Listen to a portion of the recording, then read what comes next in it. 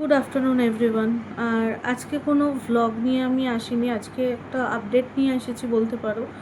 Vlog কেন আজকে দিতে পারবো না, কালকে সন্ধে থেকে টিল নাও মায়ের শরীরটা খুব একটা ভালো নেই। মা ডায়ালিসিসে গেছে, বাট স্টিল এখনও অবধি মায়ের শরীর খুব একটা ভালো নেই। আর কালকে তো অত্যন্ত খারাপ ছিল। কালকে কিছু ঘটনার কারণে মার প্রচণ্ড বুকে ব্যথা শুরু হয়। এমনিতে যেন মা কোনো রকমের কোনো খুব বেশি চাপ মা নিতে পারে না, যার জন্য আমরা সবসময় চেষ্টা করি সেরকম পরিবেশের মধ্যে মাকে রাখার। তো যাই হোক, কিছু কারণে মায়ের প্রচণ্ড শরীর খারাপ হয় কালকে।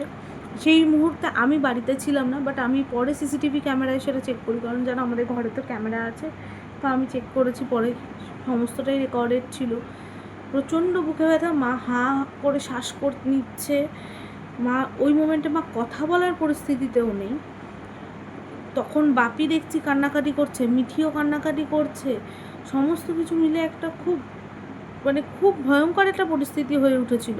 কারণ আমরা সবসময় দেখছি, তো আমরা জানি সেটা যে কী রকমের একটা ভয়ঙ্কর পরিস্থিতি, সেটা কিভাবে সেই মুহূর্তে আমরা কিভাবে যাই তার মধ্যে থেকে। প্রচণ্ড বুকে ব্যথা, শ্বাস নিতে পারছে না। বাপি ছুটে দেখছি অক্সিজেন দিচ্ছে, পায়ের তলায় তেল মালিশ করছে, মাথায় জল দিচ্ছে। বোন দেখছি গোপাল নিয়ে চলে এসেছে। এই ধরনের একটা সিচুয়েশন গেছে। আমি শুধু তখন বাপিকে বাড়ি এসে বলছি, তুমি আমায় একটা ফোন কেন করলে না? ওই মোমেন্টে বাপিকে বোনকে সামলানোর জন্যও কাউকে দরকার, যেটা আমি ছাড়া কেউ করতে পারবে না। আমি প্রচণ্ড বাড়ি এসে না ভয় পাচ্ছি যে যদি সেই মুহূর্তে একটা কিছু হয়েছে তো কী হতো। কালকে যে পরিমাণে মায়ের শরীরটা খারাপ হয়েছে দেখলে ভয় পাবে তোমরা, প্রচণ্ড ভয় পাবে। আমি যখন এসে ফুটেজ চেক করছি আমিই ভয় পাচ্ছি। তো যাই হোক, আজকে তারপরে ডায়ালিসিস নিতে গেছে। তো এখন সেইটা নিয়ে একটা প্রচণ্ড ভয় আছি যে কিভাবে কি হবে, ডায়ালিসিসের ক্ষেত্রে শরীরটা কতটা কী হবে, খারাপ হবে কি না। খারাপ হওয়াটা জানি না আমি কি হবে, আমি কোনো কথাও বুঝতে পারছি না কী বলবো না বলবো।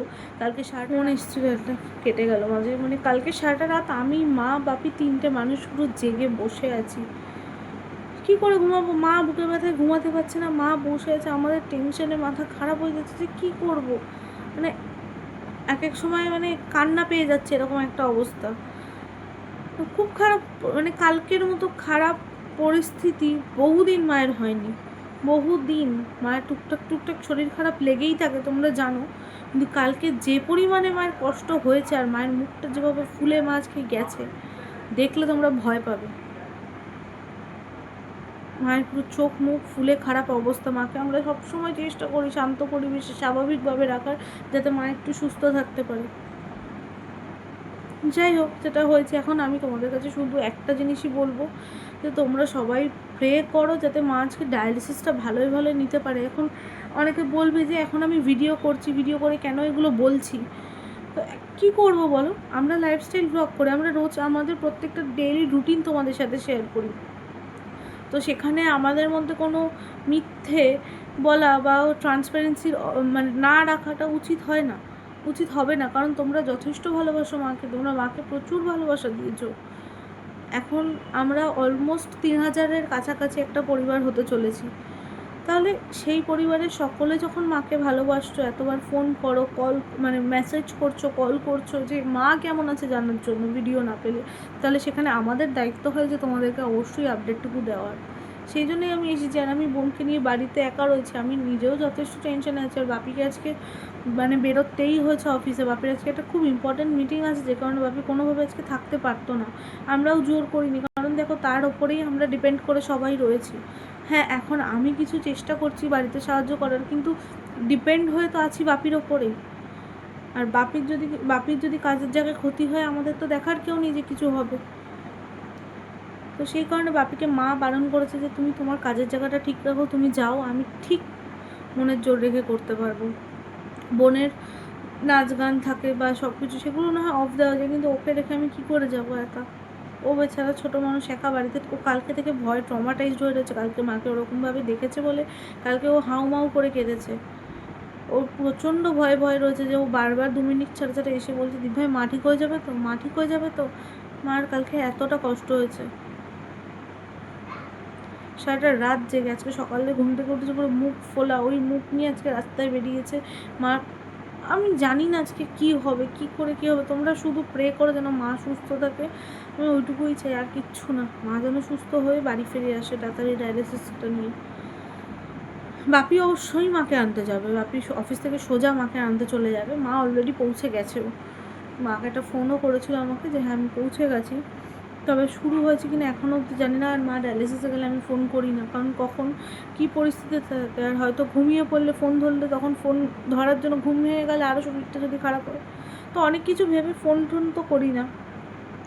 এই হচ্ছে পরিস্থিতি আপাতত, দেখা যাক কতটা কি হয় রিকভার। সেইটুকুই আমার জাস্ট তোমাদেরকে জানানোর ছিল যে হ্যাঁ কী কী ঘটেছে মায়ের সাথে। তোমাদের আশীর্বাদই চাই ব্যাস। এখন মাকে তোমরা সবাই প্রে করো যেন আজকে মা ডায়ালিসিসটা সুস্থভাবে ভালোভাবে নিয়ে তাই বাড়ি ফেরে। তারপর থেকে চেষ্টা করবো মাকে শান্ত পরিবেশে ভালোভাবে রাখার।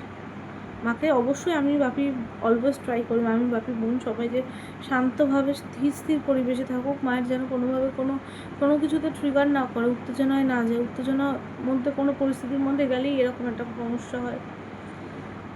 দেখা যাক কি হয়, তোমরা প্রে করো মা যেন সুস্থ থাকে, খুব তাড়াতাড়ি বাড়ি ফিরে আসে, ডায়ালিসিসটা অবভিয়াসলি কমপ্লিট করে, এবং কোনো রকমের কোনো সমস্যা না হয়।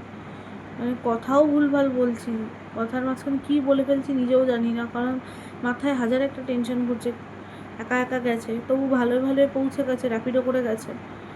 বুক করে দিয়েছিলাম, তাকে বলেছিলাম যে একটু ধীরে সুস্থে সার্ভিস রোড ধরে আস্তে আস্তে নিয়ে যাবেন, তো সে লোকটাও খুব ভালোভাবে আজকে নিয়ে গেছে। সবাই যে খারাপ হয় না দেখেছে, তারপর আমার আগের দিন উবেরের লোকটা কীরকম করছিল, আর আজকেও সেই উবেরই, সেও কতটা ভালোভাবে নিয়ে গেছে।